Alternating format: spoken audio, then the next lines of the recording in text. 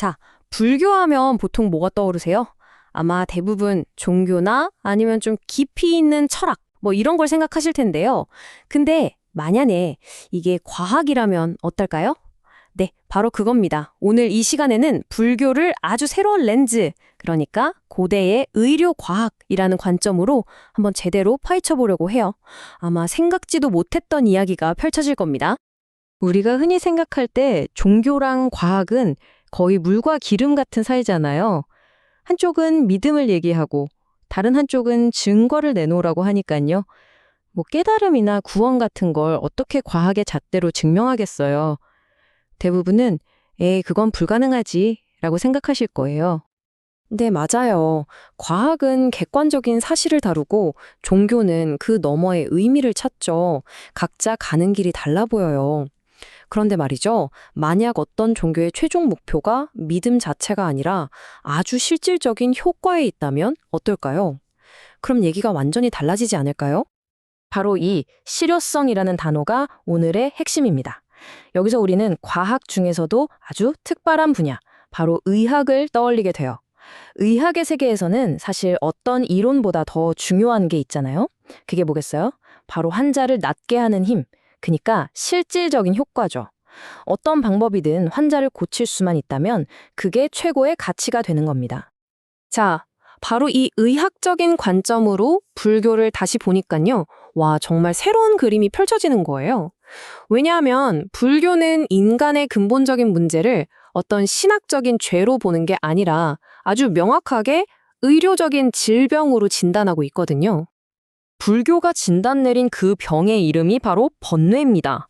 우리가 살면서 겪는 욕망, 분노, 질투, 불안, 두려움 이런 것처럼 우리 마음을 어지럽히고 고통스럽게 만드는 모든 정신적인 작용들 말이에요. 그렇다면 불교의 그 수많은 가르침이나 수행법들은 결국 이 번뇌라는 병을 치료하기 위한 일종의 거대한 처방전이라고 볼 수도 있겠네요. 이거 너무 현대적인 해석 아니야?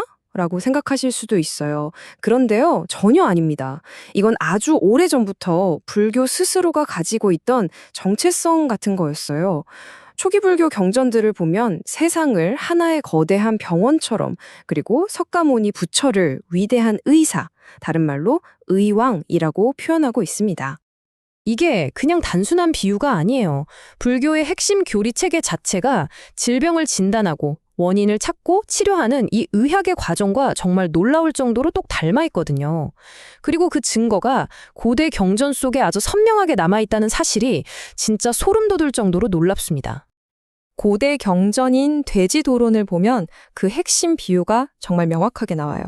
부처는 병의 원인을 정확히 꿰뚫어 보는 의사의 왕, 그리고 그의 가르침인 법은 병을 낫게 하는 좋은 약, 또 수행자 공동체인 승가는 환자를 돌보는 간병인. 어떻습니까? 이거 완전 현대적인 의료 시스템이랑 똑같지 않나요? 심지어 여기서 한 걸음 더 나아가서요. 불교는 질병을 크게 두 가지로 나눕니다.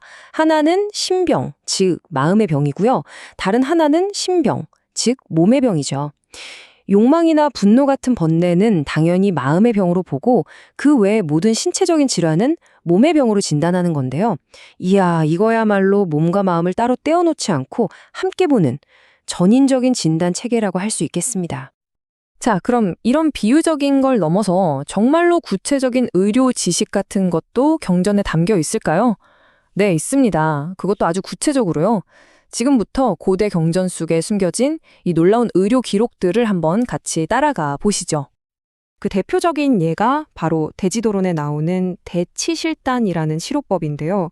이게 정말 재밌는 게 꼭 한의학 같거든요. 병의 성절에 따라서 처방을 완전히 다르게 하는 거예요. 예를 들면 풍병이다. 그러면 좀 무겁고 뜨거운 성질의 약초를 쓰고, 반대로 열병이다. 그럼 당연히 차고 가벼운 약초를 쓰고요.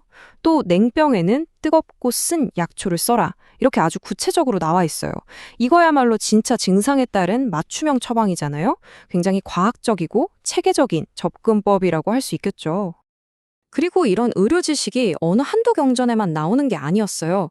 여러 불교 부파의 율장, 그러니까 승려들의 생활 규칙을 모아놓은 책을 보면요. 정말 놀랍게도 거의 모든 율장에 약품이나 의료에 관한 챕터가 따로 독립적으로 들어가 있습니다. 이건 뭘 의미할까요?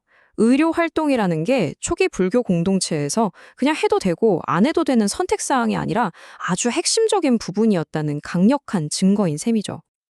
근데 제가 제일 놀랐던 점은 사실 따로 있습니다. 이 의료 체계가 과연 얼마나 정교했을까 하는 점인데요. 무려 3세기에 쓰여진 수행도지경이라는 문헌을 보면요. 이미 현대의학처럼 전문 분야가 나뉘어 있어요. 안과, 이비인후과, 종양외과는 물론이고 소아과에 정신과 의사까지 언급이 됩니다. 정말 대단하지 않나요? 당시 불교의 의료 시스템이 우리가 막연하게 생각했던 것보다 훨씬 더 체계적이고 전문적이었다는 뜻입니다. 자, 이렇게 쭉 훑어보니까 어떠세요?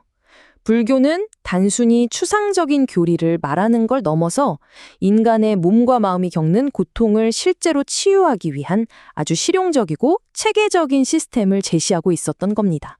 시선병비 효법에 나오는 이 구절은 불교 수행의 본질을 정말 강렬하게 보여주는 것 같아요.